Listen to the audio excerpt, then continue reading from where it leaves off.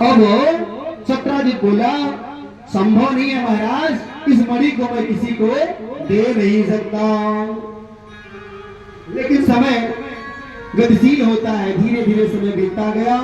एक दिन सत्राजित का भाई उस मणि को अपने गले में पहन लिया और पहन करके, भाई वो मणि जब पहन कर जो भी जाता था चमकता रहता था, लोग उसे देख करके प्रणाम करने लगते थे और निश्चित रूप से डरने लगते थे, लोग उससे भयभीत होने लगते थे। इसलिए एक दिन उस मणि को पहन करके उसका भाई जंगल में शिकार खेलने के लिए चला गया।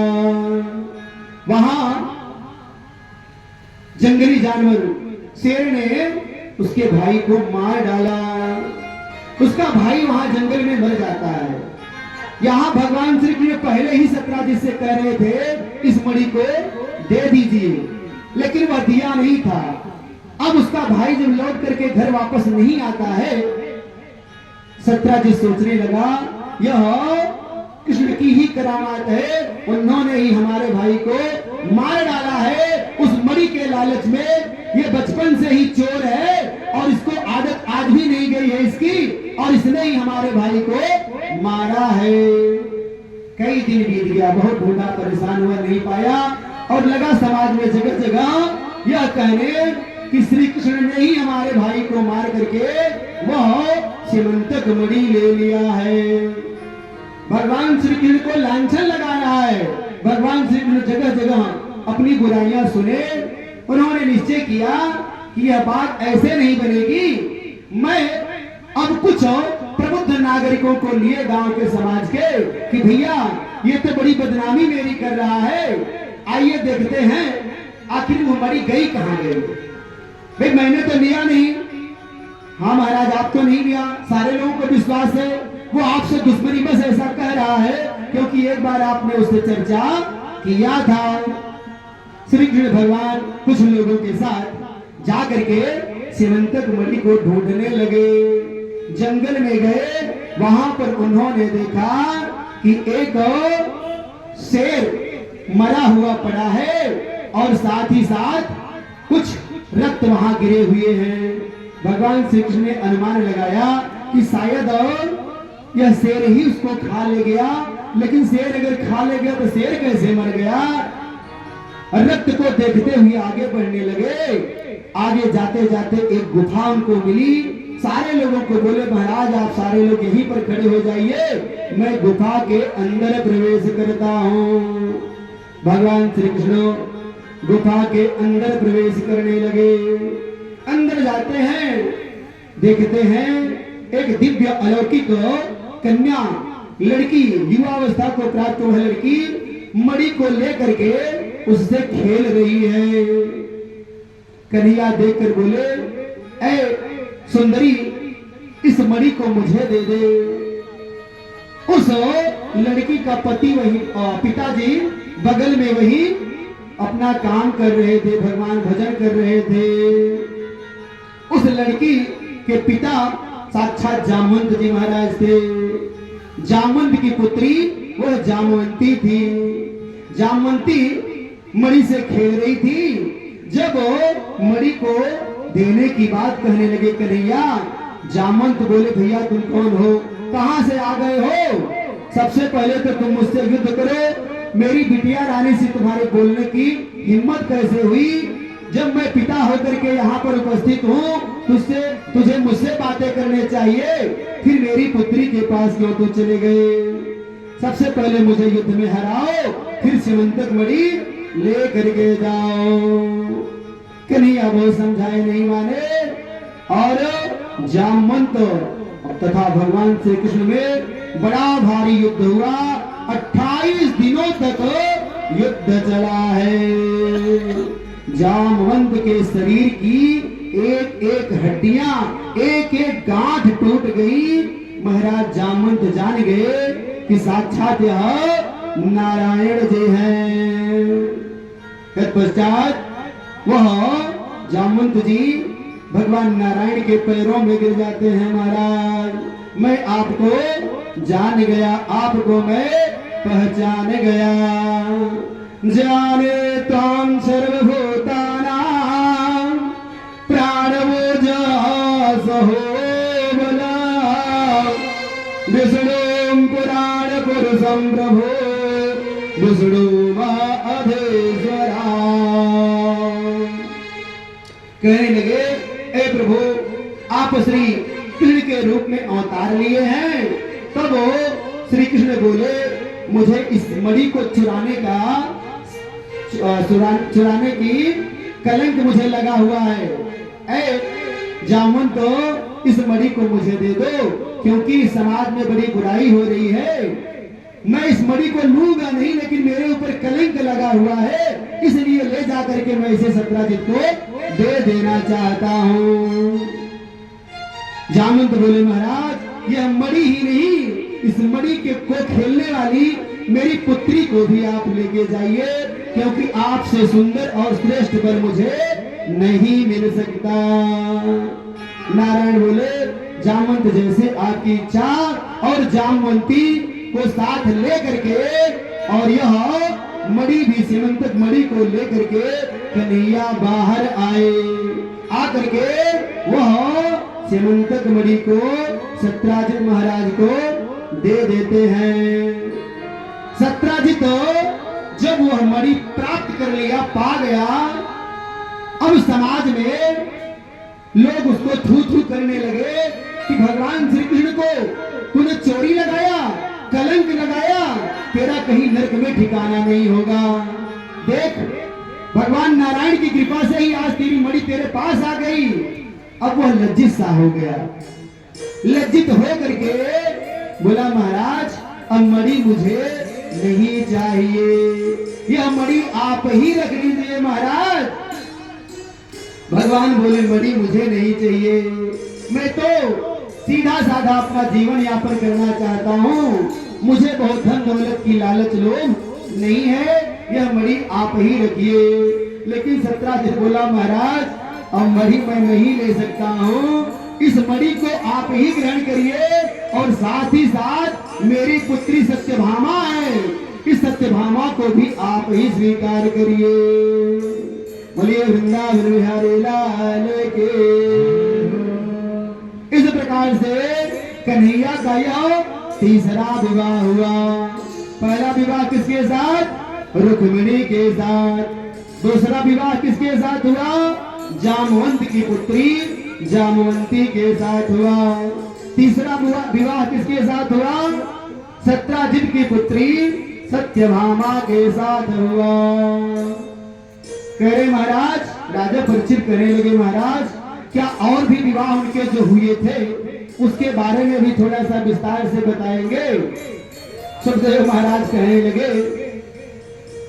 मृत्यु के निकट आ गए हो तुम परीक्षित, फिर भी तुझे भय नहीं लग रहा है? आज भी चाह रहे हो कि विवाह की बातें आपको अच्छी लग रही हैं? ऐ प्रभु मुझे तो भूल गए, मैं सर्प कल काटेगा, मैं मृत्यु को प्राप्त होऊंगा, ये सारी बातें मेरे मन मस्तिष्क से निकल चुकी हैं। आप ऐसी दिव्य अलौकिक कथाएं सुनाए हैं, अब मुझे अपने जीवन से कोई मोह नहीं रहा है। नारायण की कथाओं को आप प्रभु ऐसे ही सुनाइए। मैं अंतिम समय तक चाहता हूँ नारायण की कथाओं का रसपान करते करते मेरा इसी प्रकार से तरन तारण हो जाए।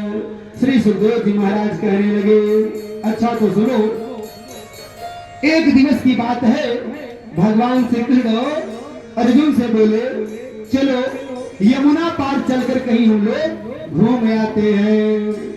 अर्जुन बोले ठीक है कन्हैया, जैसे आपकी आज्ञा हो।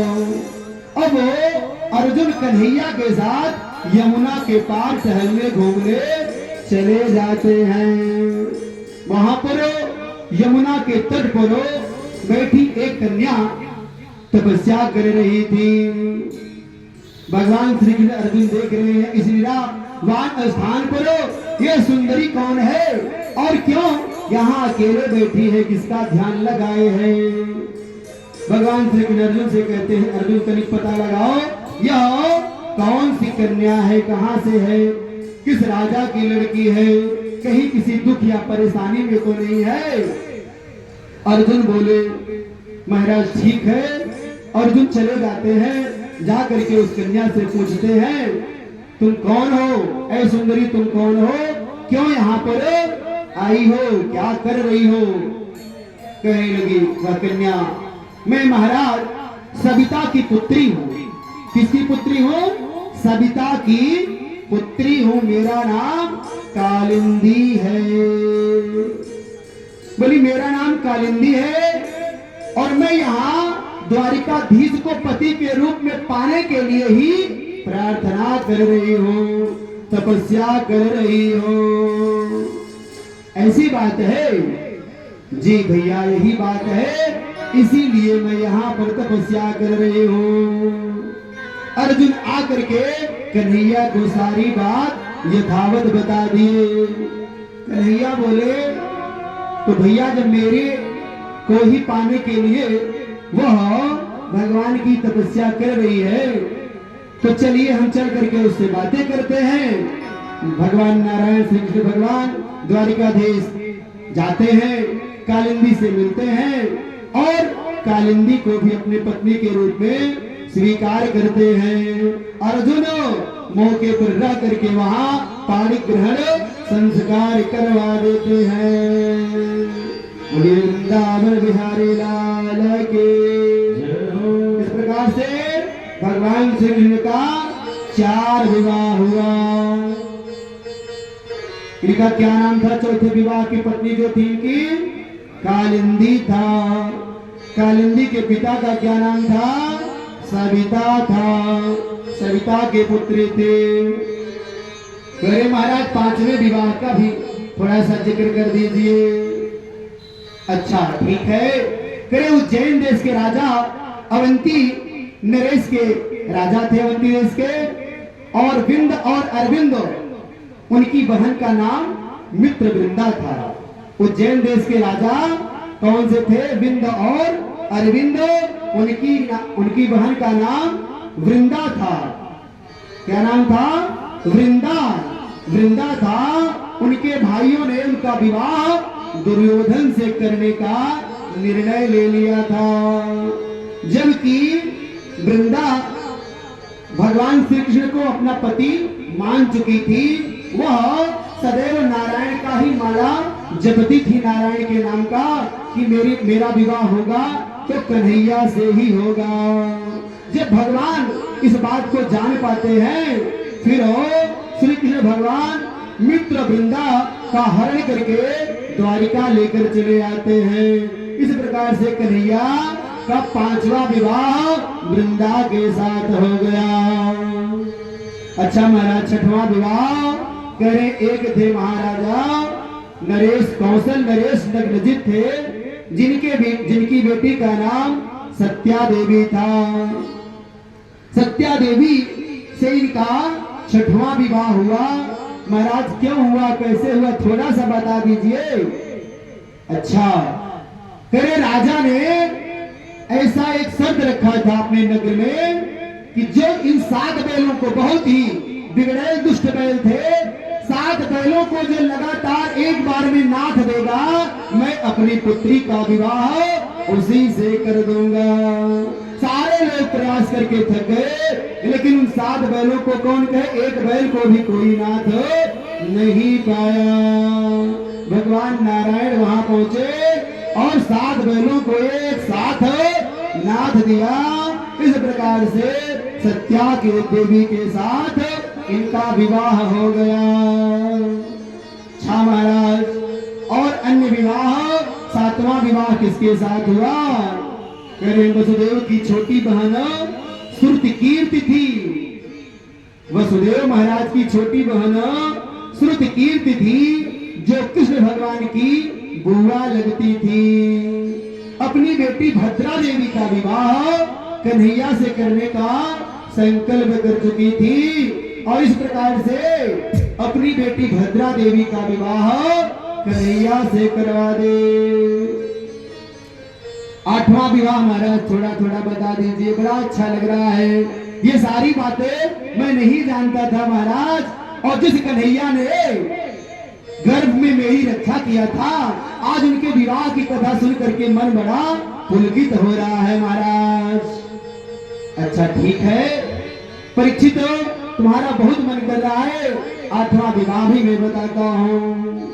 कहने लगे मध्य देश के राजा की कन्या लक्ष्मणा, मध्य देश के राजा की कन्या लक्ष्मणा का विवाह भी कन्हैया के साथ हुआ। महाराज वो कैसे हुआ था?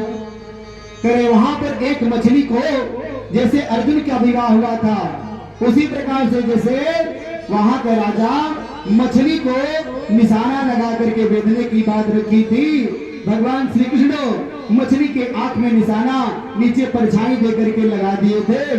इस वजह से वहां लक्ष्मणा के साथ इनका विवाह हो गया था। बोले वृंदावन बिहारी लाल के। ये 8 विवाह मुख्य रूप से उनके इस प्रकार से हुए थे। महाराज लेकिन लोग तो कहते हैं उनके पास 16,108 रानियां थी। हाँ परीक्षित, लोग सही कहते हैं उनके पास 16,108 रानियां थी। तो महाराज 16,108 रानियों का क्या वर्णन है, आज तो आपने बता दिया। अच्छा, कह रहे हैं प्राग ज्योतिषपुर का राजा भौमासुर, वो बहुत ही अत्याचारी राजा था। वो अपने मन में संकल्प बनाया था कि 20,000 राजकुमारियों का एक साथ मैं वर्ण करूंगा। वह देश देश के राजाओं को पराजित करता और उस नगर की जितनी भी अविवाहित लड़कियां होती उनको ले आकर के अपने बंदी गृह में डालता जाता, रखता जाता। गिनती कर रहा था, जिस दिन 20,000 पूरा होगा उसी दिन इन सबको मैं साथ में ब्याहूंगा। भगवान श्री कृष्ण जब सुने कि इतने राजाओं को यह जीत करके निरपराध कन्याओं को सता रहा है, पीड़ित कर रहा है, लोगों के जीवन से खिलवाड़ कर रहा है, तो कन्हैया तो धरती के भार को उतारने के लिए आए ही थे। 16,100 कन्याएं हुई थी। उसी समय राजा भौमासुर के यहाँ पहुंच करके भौमासुर के साथ बहुत संग्राम किए नारायण और उसे मार गिराया। 16,100 सारी कन्याओं को मुक्त कर दिया। सारी कन्याएं कहने लगी महाराज मैं बल्कि जेल खाने में ही सही थी, आपने मुझे मुक्त करके मेरे ऊपर और विपत्ति खड़ी कर दिया। अब लो महाराज। कन्हैया सोचने लगे मैं तो इन लोगों के भले के लिए किया, अब ये लोग कह रही हैं कि आपने ही गलत किया, मैं बल्कि जहां पड़ी थी वही ठीक थी। क्यों सुंदरियों, क्या मैंने ऐसा अपराध किया? महाराज अब आप ये बताइए कि मेरा वरण कौन करेगा, मुझसे विवाह कौन करेगा? इतने दिनों में इसके जेल खाने में रही हूं तो मेरा विवाह कौन करेगा? महाराज अब तो न मैं जी पाऊंगी न मर पाऊंगी। ऐ नारायण, मुझे किसी प्रकार का रास्ता दिखाई नहीं दे रहा है, आप ही कोई रास्ता बताइए। नारायण लोगों की इज्जत आन मान मर्यादा की रक्षा करने के लिए 16,100 कन्याओं का एक दिन में वरण कर लिया। और वृंदावन बिहारी लाल के। इस प्रकार से नारायण के 16,108 विवाह हुए। अरे भगवान की प्रत्येक रानियों से 10-10 पुत्र हुए। नारायण के प्रत्येक रानियों से 10-10 पुत्र हुए। ऐसे हमारे परम पिता परमात्मा दुखियों की रक्षा करते हैं, दीन जनों की लाज बचाते हैं। कहते हैं दुनिया गजब की है, यहाँ के लोग गजब के हैं, आज के लड़के आज की लड़कियां। इन सारी बातों को जानना चाहिए, उसका अच्छा भाव समझना चाहिए। भाव लोग दूसरा निकालते हैं महाराज, अरे कृष्ण भगवान तो इतनी रानियां थी, लोगों की रक्षा करने के लिए उन्होंने विवाह किया, शौक से विवाह नहीं किया है। करे एक लड़की अपने पति से कहती है, आज के जमाने की बात, एक लड़की अपने पति से कहती है मैंने अपने मम्मी और पापा को छोड़ करके आया, क्या तू अपने मम्मी पापा से सदैव चिपका रहता है? और अब मैं तुम्हारे घर रहना नहीं चाहती हूँ, तुम्हें मेरा ख्याल कम आता है, अपने मम्मी पापा के पास ज्यादा रहते हो, क्यों ऐसा ही नहीं करते, अपने मम्मी के पास रहा करो ना, फिर मेरे पास क्यों आते हो? और जब आपको ज्यादा समय अपने माता पिता के पास देना था तो फिर विवाह क्यों कर डाले महाराज? ऐसे ऐसे ऊट पटांग बातें आज की महिलाएं करने लगती हैं। लड़का निश्चित रूप से संशय में पड़ गया। अब जाए तो किधर जाए, पत्नी की बात सुने अथवा अपनी माँ की बात सुने? हर घर की कहानियां हैं, हर बेटा परेशान हो जाता है शादी के बाद। शादी के पहले प्रेम प्यार करता है, वह माँ से प्यार करता है, पिता से प्यार करता है, लेकिन वही प्यार आ जाती है जब कोई दूसरे घर की बहू, उसे भी अपनी माँ समझना चाहिए, अपने सासू को, अपने ससुर को अपना पिता समझना चाहिए। यदि अपने ससुर को अपना पिता समझे, अपनी सास को अपनी माँ जैसा प्यार दे, तो कभी घर में बिगाड़ होगा ही नहीं। पति कहने लगा, ऐ प्रिय, मैं तुझे भरपूर समय देता हूँ, जो बन पड़ रहा है मैं तेरे साथ कर रहा हूँ, सब कुछ बाजार की वस्तुएं जो भी तू डिमांड करती है, मांग करती है, मैं ला करके देता हूँ। ये मेरे माता पिताजी हैं, इन्होंने मुझे जन्म दिया है, तू ऐसा क्यों कहती है? अरे तुम्हें जन्म दिया तो क्या मेरी मम्मी पापा ने मुझे जन्म नहीं दिया है? मैं छोड़ के चली आई और तू हमेशा उनकी आंचल के तले चुपका रहता है। अगर ऐसा ही है, कल से आप मम्मी पापा के पास ज्यादा क्या एकदम से नहीं जाओगे? नहीं तो मैं चली जाऊंगी अपनी मम्मी पापा के पास। अब तो लड़का बहुत परेशान हो गया, सोचने लगा ये तो मैं करूं तो क्या करूं? ठीक है, मैं नहीं जाऊंगा, कभी कभी जाया करूंगा। माँ सुन रही थी। माँ बोली, बेटा सलामत रहो दोस्ताना हमारा, हमें कुछ नहीं चाहिए, मैं खुश हूँ, मैं खुश हूँ, तू अपने पत्नी के साथ खुशी खुशी राजी रहो। मैंने बड़े सपने देखे थे, मेरे बेटे की पत्नी आएगी, लल्ला होगा, मैं दादी बनूंगी, उंगलियां पकड़ कर खिलाऊंगी, प्यार करूंगी, दुलार करूंगी, तू अपने पत्नी के साथ खुशी खुशी रहो। माँ मैं कैसे ऐसा कर सकता हूँ कि तुझे छोड़ करके उसके साथ रमण करता रहूं, विहार करता रहूं? बेटा तो बेटा होता है, वो ऐसा नहीं कर पाया, वो कभी कभी चुपके चुपके माँ से मिलना शुरू कर दिया। पत्नी को लगा अब ये मुझे इग्नोर कर रहा है, मेरी बातों को नहीं मान रहा है। आज मोबाइल का जमाना, फोन करती है घर पर, मम्मी मैं अब रहने वाली नहीं, ये तो मेरा ध्यान ही नहीं देते हैं, ऐसे व्यक्ति से मेरी शादी आपने कर दिया। बहुत सारी गालियां अगुआ महाराज को मिलने लगती है, वो जिसने शादी करा दिया। शादी करवाना बड़ा धर्म का काम है, लेकिन ऐसी ऐसी नारियां हैं, वह विभिन्न प्रकार की बातें अपने मम्मी से करने लगी। बिटिया ऐसी बात है, हाँ माँ मैं अब नहीं रहना चाहती हूँ, ऐसा रहने से अच्छा तो है मैं तेरे पास रहूंगी। जब मुझे चूल्हा बर्तन ही करना है तो मैं क्यों यहाँ रह करके इनके घर का चूल्हा बर्तन करूंगी, अपने घर आ जाऊंगी। हाँ बेटा ठीक है, तू आ जा, क्या मतलब है? और आज अगर तू दब गई ना तो जीवन भर तू दबी रहेगी। माँ भी गजब का साथ देती है, जबकि जान रही है कि मेरी बेटी यहाँ आ जाएगी, कितने दिन मैं रख पाऊंगी? 4 बहुओं को कोई रख सकता है, एक बेटियों का रखना मुश्किल है, कोई रख नहीं सकता। लेकिन नहीं, माँ के बहकावे में आकर के वो घर वापस लौट आती है। धीरे धीरे संबंध विच्छेद हो जाता है, कोर्ट कचहरी का चक्कर लगता है, अंततः दोनों में छोड़ छुड़ाव हो जाता है। आज के लोग ऐसे ही रिश्तों को बना रहे हैं, बिगाड़ रहे हैं। पहले छोटे छोटे बच्चे ढोल खेला करते थे, लकड़ियों को लेकर के, ढोल को लेकर के एक घर बना डालते, धीरे धीरे छोटा सा घर बनाते, अपना पैर उसमें डाल देते, पैर रख करके मिट्टियां रख रख के घर बनाते। काफी देर तक खेलते रहते, खेलते रहते, खेलते रहते। माँ उधर से आवाज लगाई, लल्ला तू कितनी देर से खेल रहा है, चल दौड़ के आजा, दूध पी ले, भोजन कर ले। नहीं माँ थोड़ा सा और खेलने दे। नहीं लल्ला तू आजा, और आकर के दूध पीने, कब से कुछ खाया नहीं है। जब लल्ला देखता है कि अब मैया मानने वाली नहीं है, अपने ही द्वारा बनाए हुए उस घर को 1 लाख भक्त से मारता है और वह टूट फूट के खत्म हो जाता है मिट्टी का बना हुआ घर। आज के लोग घरों को ऐसे ही बना रहे हैं, ऐसे ही बिगाड़ रहे हैं, इतना झटका से तोड़ दे रहे हैं, घर का मायने ही नहीं उनको समझ में आ रहा है। घर मायने क्या होता है?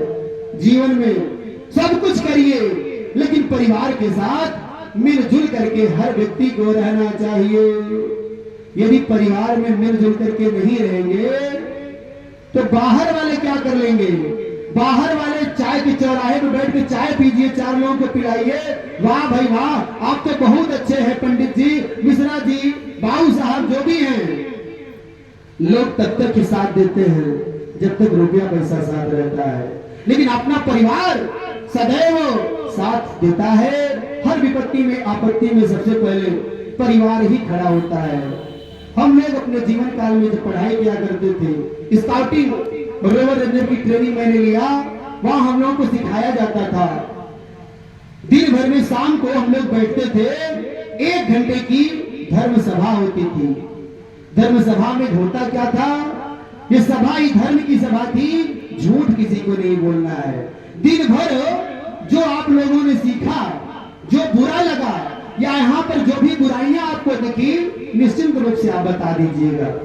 गुरुदेव लोग कहते थे, सारे लोग खुल करके बताओ, मैं उसके लिए दंड नहीं दूंगा, विचार किया जाएगा, विमर्श किया जाएगा, आखिर कुछ रास्ता निकाला जाएगा ना। ठंडियों के मौसम में कैंप फायर हुआ करता था। कैंप मतलब शिविर, फायर माने आग, शिविर आग जिसे बोला जाता था। शिविर की आग हम लोग कैंप लगाते थे और वहां पर आग जलाई जाती। ठंडियों के मौसम में सारे लोग कुर्सी लगाकर गुरुजन बैठते, साथ में पीछे सारे बच्चे बैठते, नाच गाना करते, सब लोग गीत गाते, बहुत सारी बातें होती और धर्म की बातें होती। घर में भी ऐसा होना चाहिए। दिन भर कहीं रहिए, कुछ भी करिए, कहा गया धर्म, अर्थ, काम, मोक्ष, ये पुरुषार्थ चतुष्टय है। पुरुषार्थ चतुष्टय है। पुरुषार्थ के 4 अंग हैं। धर्म, प्रातः काल उठने के बाद हर व्यक्ति को धर्म कर्म करना चाहिए। बना ही उसी लिए है। प्रातः अगर धर्म नहीं करेंगे तो दिन पूरा बिगड़ जाएगा। इसलिए प्रातः स्नान करके मत जल डालिए अगर आपका मन नहीं कर रहा है, मत माला फेरिए, मत पूजा पाठ करिए, साक्षात नारायण सूर्य देवता महाराज को कम से कम प्रणाम कर लीजिए। संभव हो तो 1 आध लोटा जल डाल दीजिए, नहीं मन करता है महाराज मत डालिए, लेकिन प्रणाम तो कर सकते हैं। प्रातः धर्म करना चाहिए। धर्म, अर्थ, धर्म का कार्य करने के बाद अर्थ अर्जन करने के लिए लग जाना चाहिए। हर व्यक्ति को जितनी औकात है, जितने लायक हैं, 2 पैसा, 4 पैसा, 1000, कई लाख, जितने लायक हैं, अर्थार्जन करना चाहिए, धन कमाना चाहिए। धन कमाने का मतलब चोरी करना नहीं, डकैती करना नहीं, धर्म से धन को कमाइए, एकत्रित करिए। फिर दूसरा जो प्रहर होता है वो अर्थ का होता है, अर्थार्जन करना चाहिए, क्योंकि कलयुग में अर्थ का युग है। जिसके पास धन नहीं है, लिखे हैं निर्धन पुरुष पतंग समाना।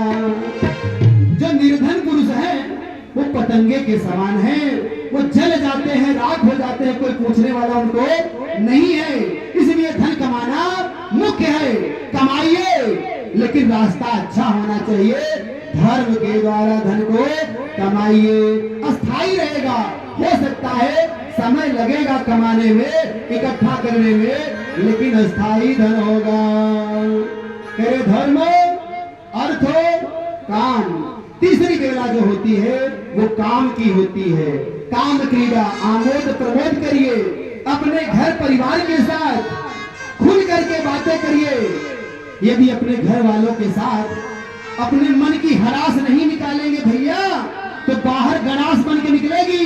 इसलिए अपने मन की हरास घर में ही निकाल लेना चाहिए हर व्यक्ति को, नहीं तो जिस दिन बाहर हो गणास बन के निकलेगी तो दूसरों का ही नाश नहीं करेगी, आपका भी नाश कर डालेगी। हर व्यक्ति प्यार करना चाहता है, प्यार सबको अच्छा लगता है। माँ हो, भाई हो, बहन हो, दादा हो, बाबा हो, और सबने प्रेम किया है। प्रेम का स्वाद सभी लोग जानते हैं। फिर भैया अपने मम्मी पापा, अपने घर परिवार वालों से प्रेम क्यों नहीं करते हैं? जीवन में कुछ भी करिए, लेकिन अपने माता पिता से प्रेम करिए, क्योंकि मैया और पिता से बढ़कर कोई दोस्त और मित्र नहीं होता है। जीवन में कितना भी बुरा आप करके आए हो, अपने माता पिता को जरूर बता देना चाहिए, अच्छी सलाह देंगे। आज लोग लड़कियां लेकर के भग जा रहे हैं, लड़कियां लड़कों को लेकर भग जा रही हैं, बहुत सारे कांड लोग कर डाल रहे हैं। क्यों? क्योंकि मंथन नहीं हो रहा है, अपनी बातों को अपने तक सीमित रखे हैं। जब करके आते हैं तब पिता को पता चल रहा है ऐसा हो गया। अरे तूने एक बार बताया होता तो मैं ऐसा नहीं ऐसा कर देता, तू भी तो मेरी संतान ही है। इसलिए जब बातें होंगी तो बातें बिगड़ेंगी नहीं। हम दो भाई हैं, आज तक बताए अब भी हम लोगों की औकात नहीं कि अगर कहीं जा रहा हूं मेरी मैया को मालूम न हो, मां मैं जा रहा हूं आता हूं। भाई बताने में क्या जा रहा है, कुछ ले रही है। संज्ञान में होनी चाहिए बातें। अच्छा काम किए हो तब भी संज्ञान में डाल दीजिए, बुरा काम किए हो तब भी अपने माँ और पिता के कानों में संज्ञान में डाल देना चाहिए। और निश्चित रूप से सबको अपने परिवार वालों से प्यार करना चाहिए। जब बच्चों को परिवार में प्यार नहीं मिलता है, पड़ोसी के यहाँ प्यार ढूंढना शुरू कर देता है, गांव में परिवार ढूंढता है, समाज में प्यार ढूंढना चाहता है, क्योंकि प्यार सम्मान सबको चाहिए। कौन ऐसा है जो प्यार नहीं चाहता, जो सम्मान नहीं चाहता? हम अगर अपने पुत्र को पुत्री को प्यार नहीं देंगे तो दूसरा कोई देना शुरू कर देगा। मेरा पुत्र मेरा नहीं रह जाएगा, दूसरे का हो जाएगा। मेरी बहू मेरी नहीं रह जाएगी, दूसरे की बहू बन जाएगी। अपने परिवार को प्यार करो, अपने माता पिता को प्यार करो। सिर्फ बच्चों का ही कर्तव्य नहीं है, माता पिता का भी कर्तव्य है। प्यार करिए। पैसा दे दिए, ठीक है बेटा ले जाओ, 10,000 अकाउंट में ले जाओ, अपना काम करो, फीस दे दो। भैया क्यों दे दे हम फीस 10,000 की? फीस तो सिर्फ 1300 रुपए लग रही है, 10,000 क्या करोगे? मुझे बता दो, 10 नहीं 1 लाख ले लो, कोई बात नहीं, मैं जानू तो। खाओ पियो मौज करो मस्ती करो, लेकिन मुझे बता करके करो। और हर बच्चे का कर्तव्य है कि बताकर ही करना चाहिए। कभी परिवार में बिगाड़ नहीं होगा। मेरे विचार से परिवार दिन प्रतिदिन आगे बढ़ता जाएगा। धर्म अर्थ काम, काम का समय होता है। भगवान रामचंद्र कृष्ण सारे लोगों ने विवाह किया है, प्यार किया है, प्रेम किया है, ऐसा नहीं है। लेकिन नहीं, सब लोगों ने सिस्टम से किया है, समय का ध्यान रखते हुए किया है। आज वो लोग पूजनीय हैं। सब लोग सब कुछ करिए, सब कुछ करने के लिए बना है, लेकिन सब संयमित ढंग से करिए। नियम सबके बने हुए हैं, संयम बने हुए हैं, नियम और संयम से करना चाहिए। धर्म अर्थ काम, यदि ये तीनों आपने समय से किया है, रात्रि में, रात्रि का प्रहर जो होता है वो मोक्ष का प्रहर माना जाता है। यदि तीनों सिस्टम से हुए हैं, रात में नींद वो चकाचक आएगी, तो नींद की गोली खाने की किसी को काम नहीं पड़ेगी। लेकिन अगर तीनों में से कोई भी सिस्टम बिगड़ा हुआ है, तो नींद की गोली खाने पर भी नींद जल्दी नहीं आएगी, वो भी काम करना बंद कर देंगे। इसी प्रकार से जीवन में भी बना है, प्रथमेन विद्या अर्जितम, द्वितीय ना धनार्जितम, तृतीय ना धर्मम करिष्ये, चतुर्थे क्यों करिष्यते। प्रथमेन विद्या अर्जितम, पहले की उम्र लोगों की 100 साल की मानी जाती थी। 100 सालों को 4 भागों में डिवाइड कर दिया गया, बांट दिया गया कि महाराज 100 साल की उम्र होती है तो पहला वाला जो भाग है वो 25 साल। 25 साल में बताया क्या गया वेदों में, प्रथमेन विद्या अर्जितम, प्रथम विद्या का अर्जन करना चाहिए। खूब शिक्षा लीजिए, धन के चक्कर में मत पड़िए। 25 साल की उम्र तक ये तब की बात बताई गई है, आज की बात नहीं है। आज तो उम्र 60 साल है, औसत आयु लोगों की 60 वर्ष है। 60 वर्ष से ज्यादा इस समय जो जीवित हैं वो मानव नहीं है, वो साक्षात देवता की श्रेणी में है। उनकी पूजा करनी चाहिए, उनसे आशा नहीं रखना चाहिए। वो वंदनीय है, पूजनीय है, क्योंकि आज के कलिकाल में, आज के ऐसे बिगड़े हुए माहौल में, जहाँ का अन्न समय सब कुछ दूषित है, इस दूषित अन्न को खा करके जो व्यक्ति जीवित है 60 साल से ज्यादा, वो निश्चित रूप से देवता है, मानव नहीं है। फिर 25 साल की उम्र किस चीज के लिए है? प्रथमे न विद्या अर्जितम। जिसने 25 सालों तक विद्या का अध्ययन नहीं कर लिया, वो आगे नहीं कर पाएगा। द्वितीय नाधनार्जनम। दूसरी अवस्था 25 से 50 साल की मानी जाती है।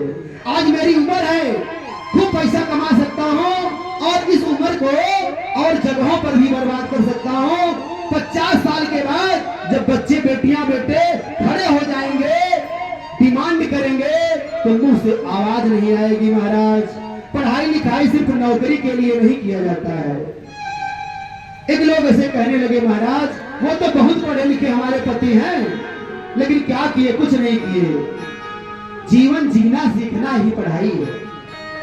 भाई पढ़ाई लिखाई का मतलब है जीवन जीना सीख जाए।